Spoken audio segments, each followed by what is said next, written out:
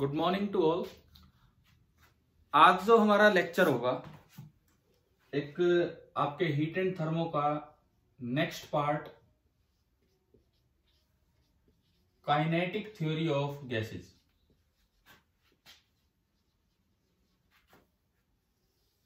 In short हम इसे KTG भी बोल दिया करते हैं, काइनेटिक थ्योरी ऑफ गैसेस।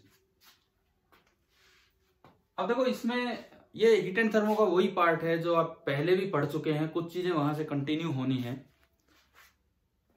हमने पीछे एक टर्म पढ़ी होगी, तीन तरह की टर्म्स हैं, हीट कैपेसिटी या फिर इसको थर्मल कैपेसिटी भी बोलते हैं। नेक्स्ट है स्पेसिफिक हीट कैपेसिटी,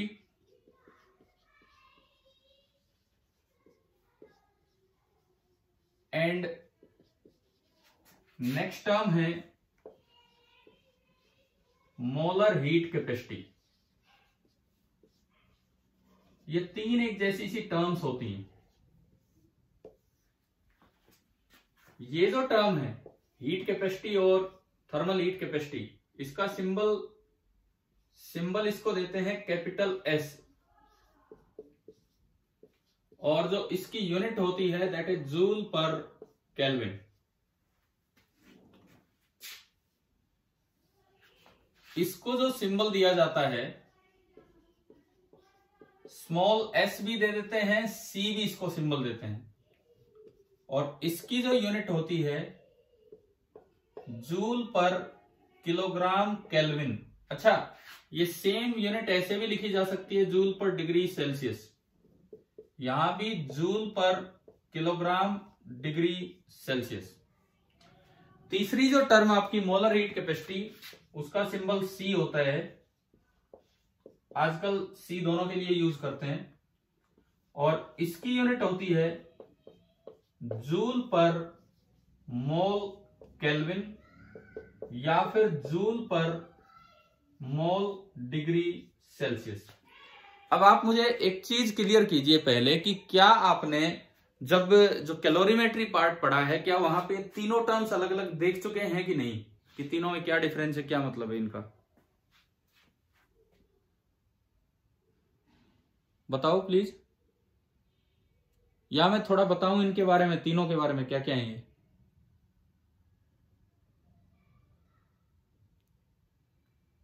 आप बोलिए, आप कुछ रिप्लाई कीजिए। क्या ये तीनों टर्म्स आपको क्लियर हैं, या मैं थोड़ा 5 मिनट लगाऊं इस पे, क्या होती है क्या नहीं होती।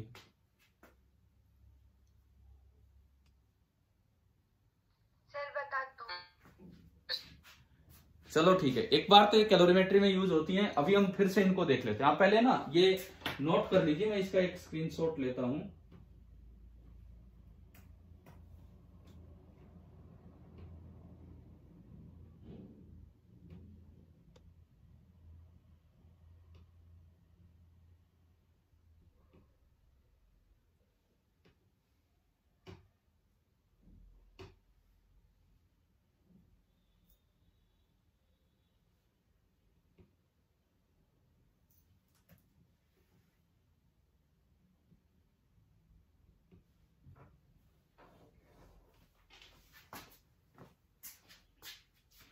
देखो, इन तीनों में क्या फर्क है, क्या इनका मतलब है, वो चीज हम सीखते हैं।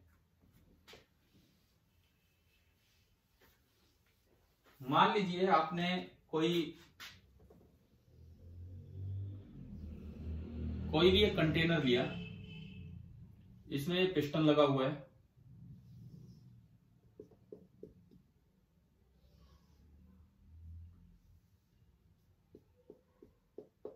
क्या आप लोगों ने वो असाइनमेंट कल अटेम्प्ट किया क्या, जो एचसीवी वाला था, लॉज ऑफ थर्मोडायनेमिक्स का।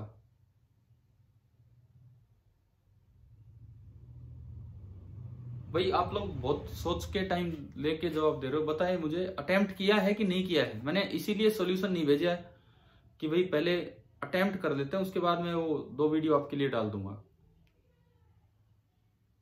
अच्छा, आज कर लोगे? Yes sir. आज डाल दूं क्या आपके लिए वो वीडियो? मतलब ये इसलिए होता है कि पहले आप अटेम्प्ट कर लो तो ज्यादा बेटर है, नहीं तो फिर वहीं से देख देख के करते रहो कभी। चलो कोई नहीं, देखते हम। ये देखिए, ये इसके अंदर कोई गैस भरी हुई है, कोई भी आइडियल गैस जिसके नंबर ऑफ मोल्स हमने माना n है एंड मास हमने माना m है। मास m है और नंबर ऑफ मोल्स n है। और इस वक्त आप इसका टेम्परेचर लेके चल रहे हैं कुछ भी T टेम्परेचर आप ले रहे हैं। आपने इसको हीट एनर्जी दी डेल्टा क्यू हीट देने से जो टेम्परेचर है it increases from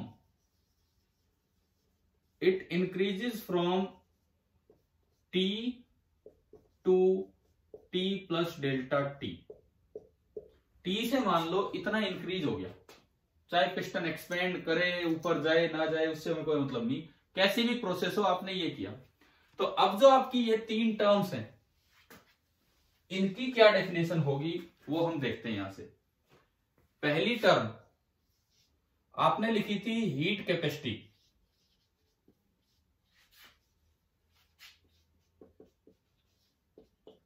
heat capacity का मतलब होता है heat given per unit change in temperature, delta Q by delta T, ये आपकी होगी हीट कैपेसिटी।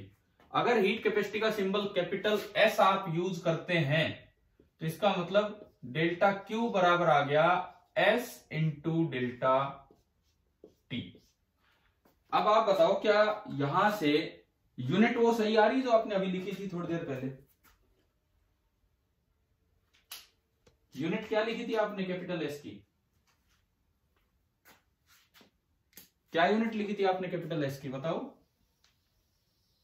जूल पर केल्विन। तो ये यहां से बन रही है जूल पर केल्विन। और डेल्टा टी अगर हो ना टेम्परेचर चेंज, तो आपको पता होगा जितना केल्विन में होता है उतना ही डिग्री सेल्सियस में होता है, कोई 273 ऐड नहीं करना पड़ता है।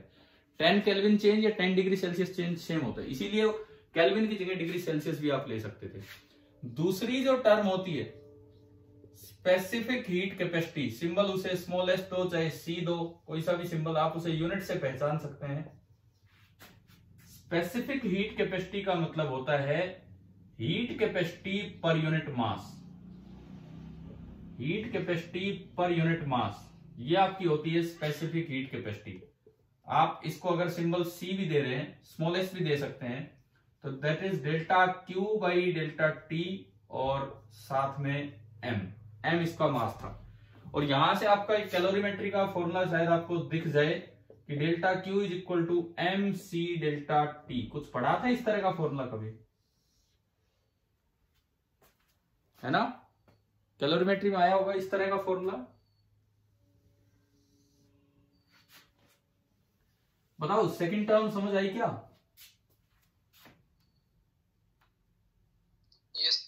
ठीक है। क्या ये फॉर्मूला नया है या हम पढ़ चुके हैं पहले ये वाला फॉर्मूला?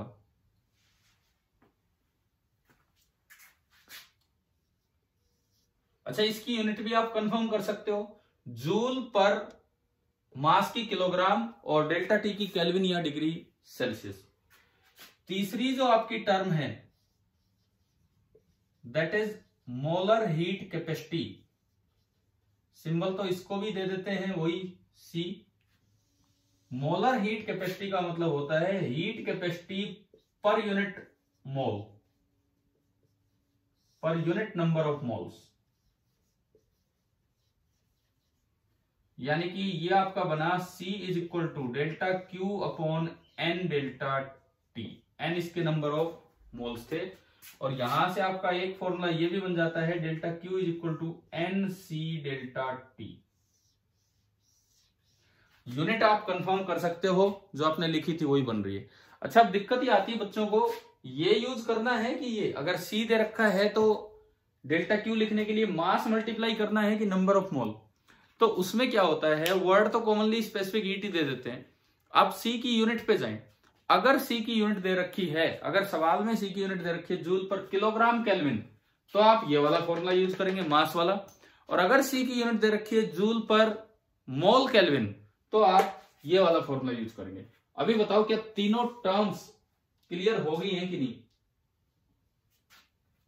Yes sir. है ना?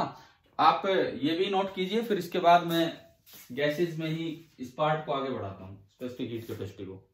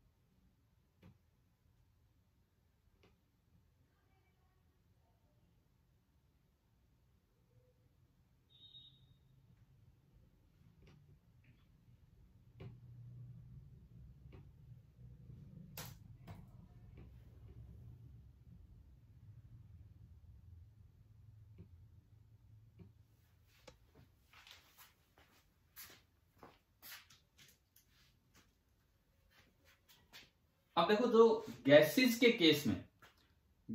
केस में स्पेसिफिक हीट कैपेसिटी प्रोसेस पे डिपेंड करेगी। अगर आइसोकोरिक प्रोसेस है तो ये गैस वर्क तो करेगी नहीं, पिस्टन फिक्स है, जितनी एनर्जी दोगे डायरेक्ट टेम्परेचर बढ़ाएगी, तो कम एनर्जी से ही काम चल जाएगा। अगर ये आइसोबैरिक प्रोसेस है तो ये एक्सपेंड भी करेगा, तो एनर्जी का कुछ पार्ट वर्क में चला गया, तो आपको ज्यादा एनर्जी देनी पड़ रही है उतना ही टेम्परेचर बढ़ाने के लिए, तो इस बार सी की वैल्यू कुछ और आएगी। यानी कि गैसेज के केस में इस सी की वैल्यू प्रोसेस पे डिपेंड करती है, जबकि सॉलिड्स और लिक्विड्स में ये प्रोसेस पे बहुत ज्यादा डिपेंड नहीं करती है, क्योंकि गैसेज बहुत तेजी से एक्सपेंड होती हैं। तो हमारा जो मेन टॉपिक यहां पे रहेगा specific heat capacity of gases. जो नेक्स्ट पार्ट हम स्टार्ट कर रहे हैं, specific heat capacity of gases, यहां से हम शुरू कर रहे हैं। एक बार मैंने 3 टर्म्स आपको रिवाइज करवाई जो कैलोरीमेट्री में यूज होती हैं।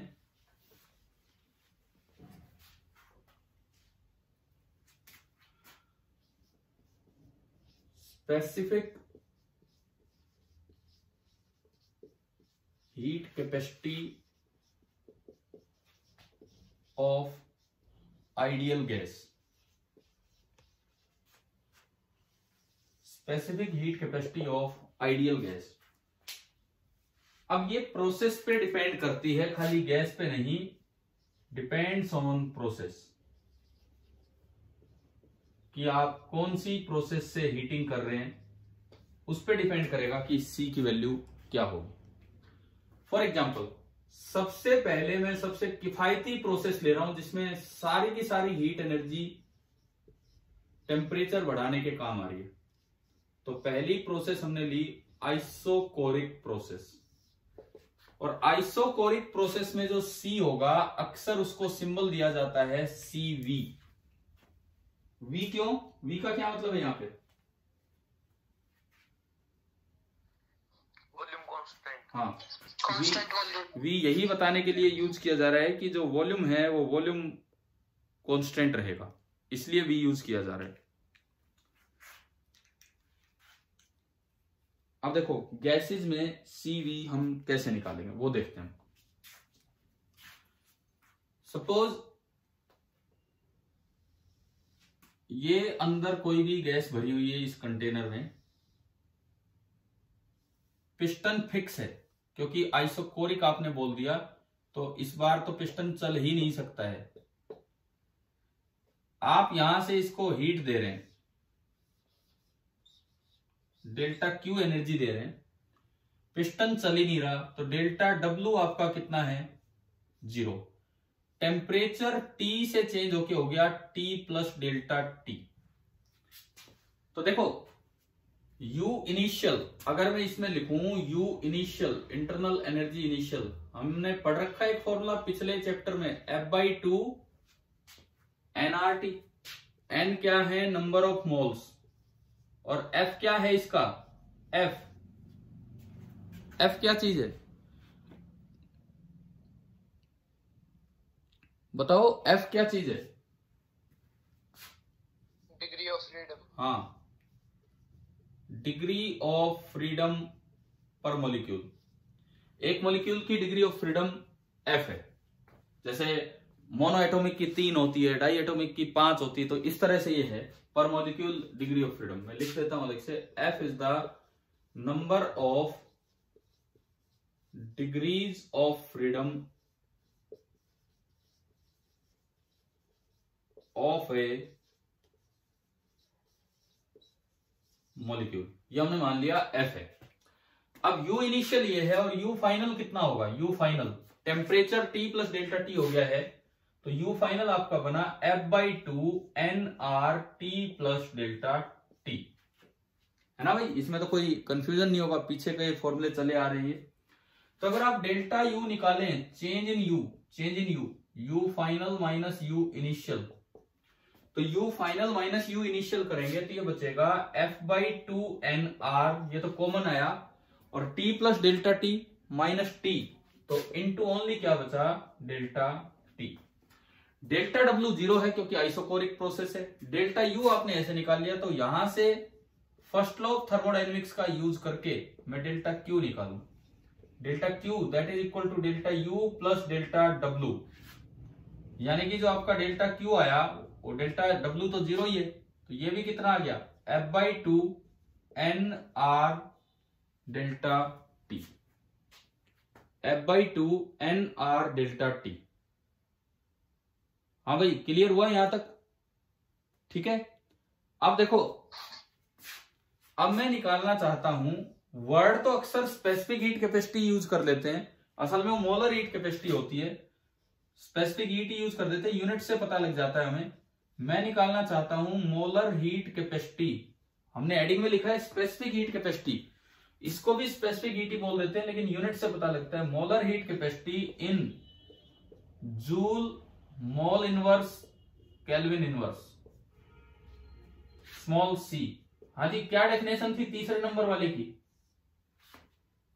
तीसरे नंबर वाले की delta Q upon heat capacity upon delta Q upon N delta T लिखा था हमने तीसरे नंबर पे, यही वाली टर्म, ठीक है, delta Q upon N delta T। तो अगर आप CV लिखें, अगर आप CV निकालने की तरफ चलें, CV निकालने की तरफ, तो डेल्टा Q अभी आपके पास ये है for constant volume, delta Q है F/2 nR डेल्टा T, तो ये आ रहा है F/2 nR delta T upon n delta T। तो मेरा जो CV निकल के आया वो निकल के आ रहा है F/2 और इंटू R। तो पहला मेरा एक्सप्रेशन ये आ गया कि अगर आप कांस्टेंट वॉल्यूम पे हीटिंग करते हैं तो जो मोलर हीट कैपेसिटी है, बोल हम उसको स्पेसिफिक हीट कैपेसिटी देते हैं, मोलर हीट कैपेसिटी होगी F/2R। डायरेक्ट फॉर्मूला, पहला एक्सप्रेशन जो हम याद रखें। इस चैप्टर में छोटे छोटे एक्सप्रेशंस बहुत हैं, तो आप ये नोट कीजिए।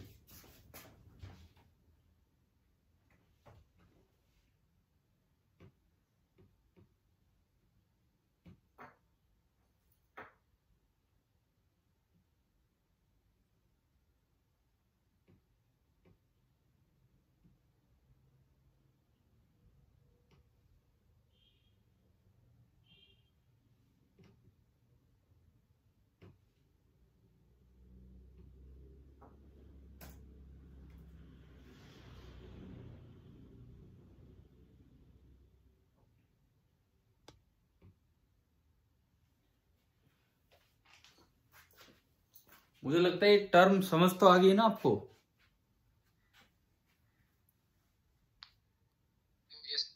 ठीक है, और इससे अभी क्लियर हो जाएगा कि ये प्रोसेस पे बहुत ज्यादा डिपेंड करती है चीजें। अब मैं चलता हूं सेकेंड प्रोसेस पे। दूसरी जो हमारी प्रोसेस होगी वो हम ले रहे हैं आइसोबैरिक प्रोसेस। सेकेंड जो हमारी प्रोसेस है आइसोबैरिक प्रोसेस, और इसमें यहां पे वर्ड यूज होगा CP, कांस्टेंट प्रेशर। देखो चेंज देखो आप, मैंने हीट दी, इस बार हीट पिछली बार के मुकाबले ज्यादा देनी पड़ेगी या कम देनी पड़ेगी? वही डेल्टा T टेम्परेचर बढ़ाने के लिए बताओ कंपेयर करके। पिछली बार जो भी हीट दे रहे थे वो केवल टेम्परेचर बढ़ाने के काम आ रही थी, इंटरनल एनर्जी बढ़ाने के काम आ रही थी। इस बार उस हीट का कुछ पार्ट वर्क में भी वेस्ट होगा। तो बताओ पहले के मुकाबले ज्यादा हीट देनी पड़ेगी या कम हीट देनी पड़ेगी? ज्यादा देनी पड़ेगी। ज्यादा देनी पड़ेगी। तो मैं एक बार वो डेल्टा क्यू पहले कैलकुलेट करूं अपना। डेल्टा यू में नो चेंज, यही यू इनिशियल है, यही यू फाइनल है। डेल्टा यू में कोई बदलाव ही नहीं है, डेल्टा यू सेम है। लेकिन डेल्टा डब्ल्यू जो होगा ना, डेल्टा डब्ल्यू आइसोबैरिक में डेल्टा डब्ल्यू होता है पी इंटू डेल्टा वी, या फिर आपको याद होगा N R into delta T. ये एक्सप्रेशन ध्यान है आइसोबैरिक के, है ना। पिस्टन एक्सपेंड, गैस एक्सपेंड करेगी, पिस्टन ऊपर जाएगा तो डेल्टा डब्ल्यू ये बनेगा। अब जब आप फर्स्ट लॉ लगाओगे तो प्लस डेल्टा डब्ल्यू आएगा एन आर डेल्टा टी, यानी कि आप अगर इसको ऐसे लिखें F by two R plus R और इनटू आना है एन डेल्टा टी। समझ आ ही गया होगा आपको क्या क्या हुआ है। F by two R plus R और इंटू एन डेल्टा टी। और अब फिर से आप मोलर हीट कैपेसिटी निकालें, चाहिए उसको स्पेसिफिक वर्ड दे दें, यही आपने यूज किया। एन डेल्टा टी से एन डेल्टा टी कट जाना है, एंड जो Cp आपका बनेगा Cp वो बचेगा F by two R and plus R. अब F डिपेंड करता है उस गैस की एटोमिसिटी पे, एटोमिसिटी पे F डिपेंड करेगा। तो F by two R plus R, तो Cp का एक्सप्रेशन आपका आया F by two R and plus R. तो देखो प्रोसेस चेंज होते ही C चेंज हो गया उसी गैस का। सॉलिड लिक्विड में ऐसा नहीं होता, लेकिन गैसेज में प्रोसेस पे बहुत ज्यादा वैल्यू डिपेंड करती है। एक और बताए मुझे, सेकंड आया कि नहीं आया समझ?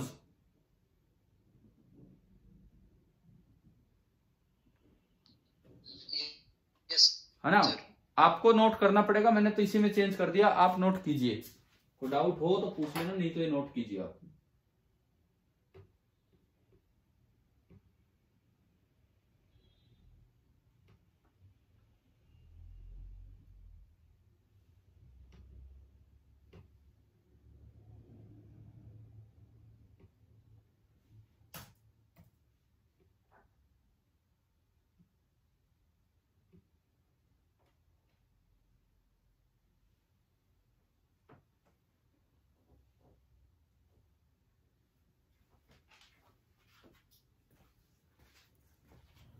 भाई समझ तो आ रहे हैं ना ये क्या, कैसे स्पेसिफिक हीट हमने स्टार्ट की है, किस तरह से उनकी वैल्यूज निकाल रहे हैं, एक्सप्रेशंस आते जा रहे हैं।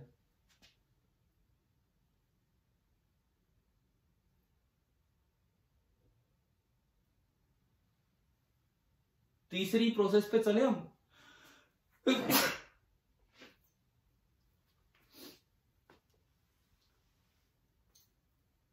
थर्ड जो आपकी प्रोसेस है, मान लो मैं लेता हूं आइसोथर्मल।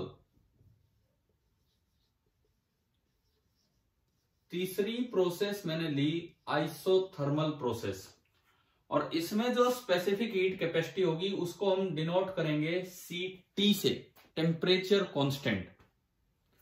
देखते हैं अब तीसरा एक्सप्रेशन क्या बनेगा। अच्छा, जब टेम्परेचर चेंज ही नहीं हो सकता, आइसोथर्मल है, तो ये T से T ही रहेगा। तो U इनिशियल भी इतना और U फाइनल भी इतना, तो डेल्टा U आपका कितना आ गया? डेल्टा U 0 आ गया, ठीक है। डेल्टा U आपका 0 आ गया। डेल्टा W नॉन जीरो होगा। डेल्टा W तो होता है nRT ln of V final upon V initial and this will be non zero. तो आप फर्स्ट लो लगाएंगे, फर्स्ट लो, तो delta Q is equal to delta U plus delta W। तो यहां से आपका जो डेल्टा Q बनेगा, डेल्टा U तो चेंज ही नहीं हुआ, डेल्टा W आपका बना nRT ln of V final upon V initial। अब आप अगेन स्मॉलर हीट टर्म पे गए, delta Q upon L delta T, इस टर्म पे आप गए, तो ऊपर तो नॉन जीरो है, ऊपर तो नॉन जीरो है और डेल्टा टी क्या है, zero. Non zero upon zero क्या होता है, जीरो या इनफाइनाइट, इनफाइनाइट। यानी कि जो thermal heat capacity, specific heat capacity या molar heat capacity at constant temperature, वो आपकी इनफाइनाइट होगी। इसका मतलब ये होता है कि आप चाहे इनफाइनाइट एनर्जी दे दो तब भी टेम्परेचर चेंज नहीं हो रहा है। मतलब कितनी एनर्जी देगी, यूनिट टेम्परेचर बढ़े, कितनी दिए जाओ, ये मतलब होता है इसका। ठीक है, तीसरा आप नोट कीजिए इसमें।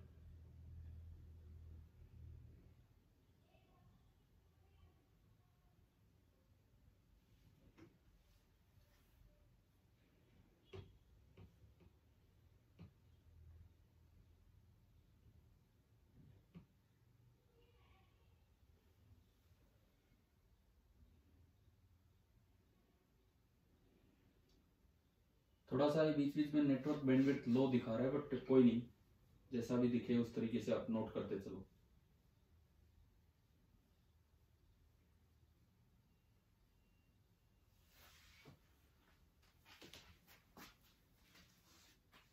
समझ तो आ ही रहा होगा, मुझे लगता कि कोई कंफ्यूजन बचा होगा इसमें।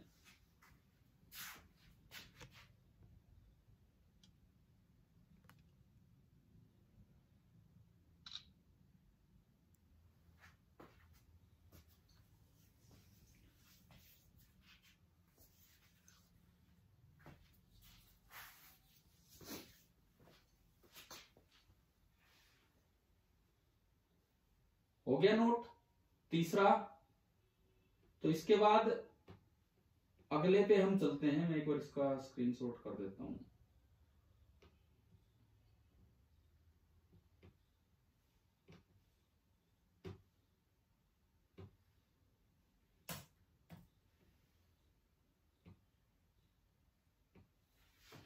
नेक्स्ट जो हमारी प्रोसेस है दैट इज एडियाबैटिक।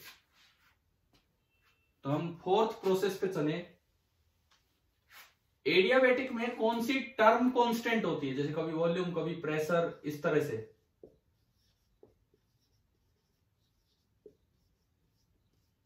बताएं, एडियाबैटिक प्रोसेस में क्या चीज कांस्टेंट होती है? हीट को कोई कैसे लिखे, एंट्रोपी पढ़ा था हमने, एंट्रोपी कांस्टेंट है, पढ़ा था ना एक टर्म एंट्रोपी। तो CS, S for entropy. Adiabatic में टेम्परेचर चेंज हो जाएगा, कोई दिक्कत ही नहीं है, आप इसको कंप्रेस होने दो, टेम्परेचर चेंज हो जाएगा। T से बढ़ के हो गया T plus delta T। Adiabatic compression में हीटिंग होती है, कूलिंग होती है?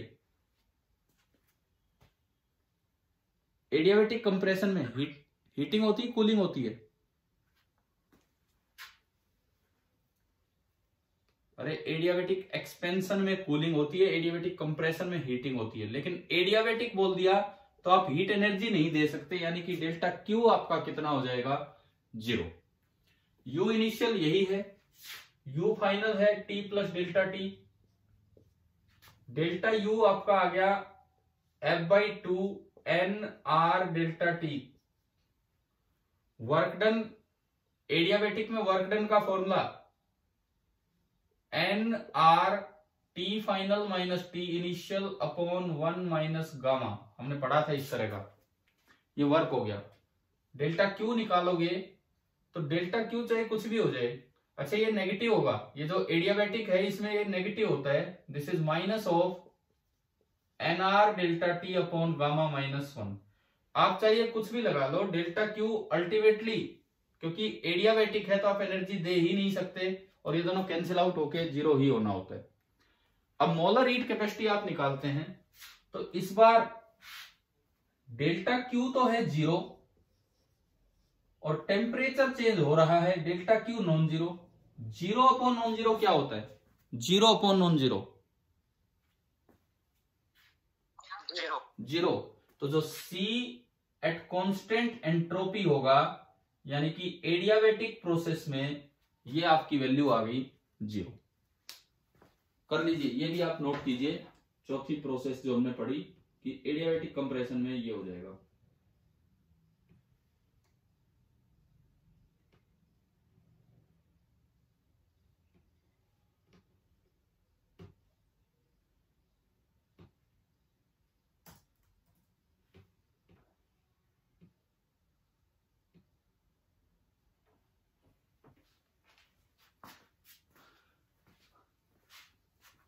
अब एक आखिरी प्रोसेस हम लेते हैं पॉलीट्रोपिक, कि मतलब कुछ भी आ जाए तो वो तो लग ही जाएगा। ये इसमें ये इतना डेल्टा यू डेल्टा डब्ल्यू निकालने की जरूरत ही नहीं थी, हम वैसे ही लिख पा रहे थे कि डेल्टा क्यू 0 है, डेल्टा टी नॉन जीरो है। अब हम आते हैं नंबर 5 पे, पॉलीट्रोपिक प्रोसेस।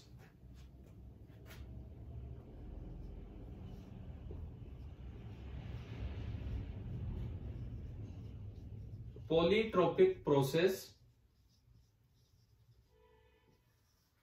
और पॉलीट्रोपिक प्रोसेस के अंदर मैं एक बार ये हटा के दोबारा बनाता हूं आपके लिए, ताकि पॉलीट्रोपिक में ये क्लियर हो सारी बातें।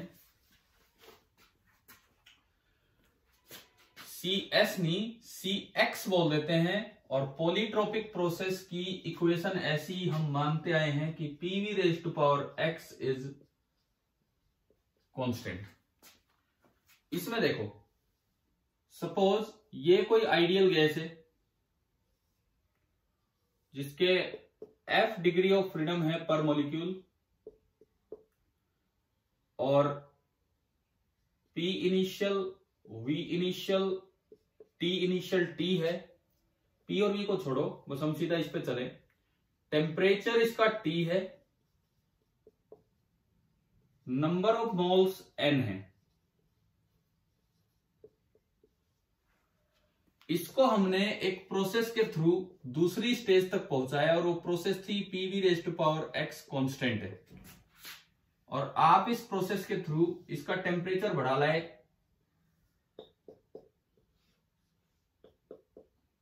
आपने इसका टेम्परेचर जो है वो चेंज होके करवा दिया T plus delta T. Temperature हो गया T प्लस डेल्टा टी, ये हमारा टेम्परेचर चेंज हो गया। नंबर ऑफ मोल वही है N जो पहले थे। अच्छा, इस पूरी प्रोसेस को करवाने के लिए सपोज आपने जो हीट दी वो हीट कितनी दी, डेल्टा क्यू। तो एक चीज तो मैं डायरेक्टली लिखूं पहले से, डेल्टा यू आपका बनेगा F/2 NR डेल्टा टी। इसमें बताओ कोई कंफ्यूजन? ये तो वही तरीका है जैसे पीछे हम लिखते आए हैं, पीछे सभी प्रोसेसेस में। हाँ भाई, डेल्टा यू में कोई दिक्कत आ गया ना समझ? You initial F/2 NRT, you final F/2 NRT plus delta T, उससे हो गया। अब आता है work done by the gas, delta W. तो डेल्टा डब्ल्यू पॉलीट्रोपिक का फॉर्मूला था NR T final minus T initial upon 1 minus X। याद कर रखा हमने थर्मोडायनेमिक्स में फॉर्मूला, ठीक है। अब अगर आप फर्स्ट लॉ ऑफ थर्मोडायनेमिक्स लगाएं और उससे डेल्टा क्यू निकालें, delta U plus delta W, तो जो हमारा डेल्टा क्यू आ रहा है, डेल्टा क्यू, इन दोनों का सम अगर आप करते हैं तो ये देखो, दोनों में से F/2R एक में से, प्लस दूसरी टर्म में से R/1 माइनस X, और इन दोनों में से कॉमन आ गया N डेल्टा टी, है ना? समझ आ गया होगा आपको। उन दोनों में से मैंने N डेल्टा टी कॉमन निकाल लिया। अब जो C होता है molar heat capacity, by definition वो थी delta Q upon N delta T. तो मेरे पास C फॉर पॉलीट्रोपिक प्रोसेस निकल के आ गया। F/2R वो तो उसमें था जो आइसोकोरिक में भी था, ये तो, प्लस R/1 माइनस X। ये आपका जनरल रिलेशन आ गया पॉलीट्रोपिक प्रोसेस के लिए, F/2R plus R/1 minus X। कीजिए आप इसको नोट।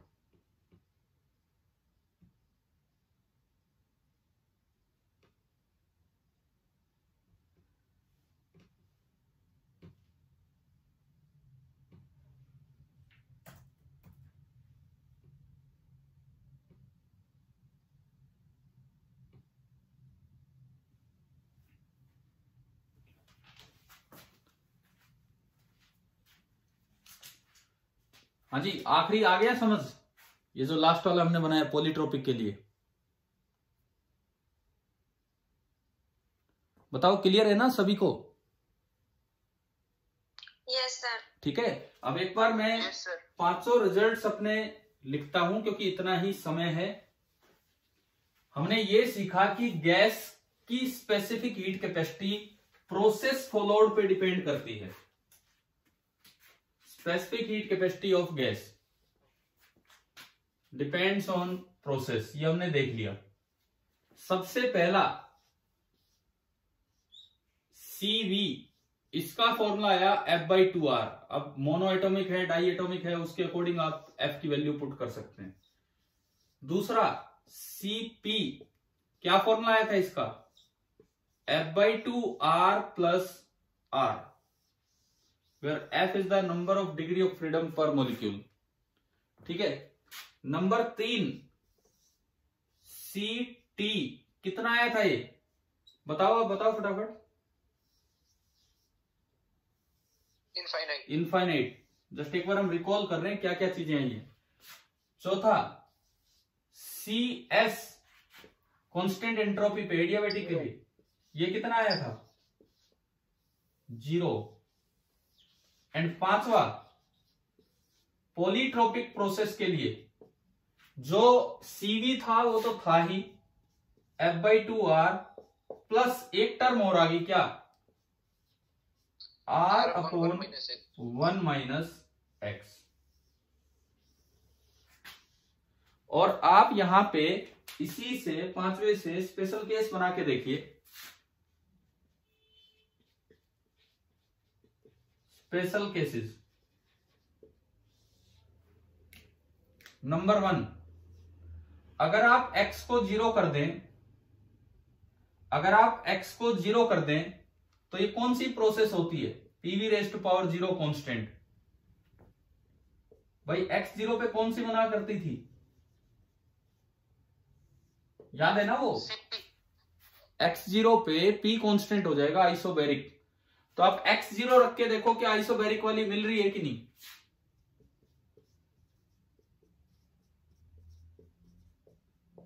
हाँ भाई, x 0 करके क्या आइसोबैरिक वाली इक्वेशन मिली है ना? दूसरा, आप x को 1 कर दीजिए, ये कौन सी प्रोसेस हो जाया करती थी?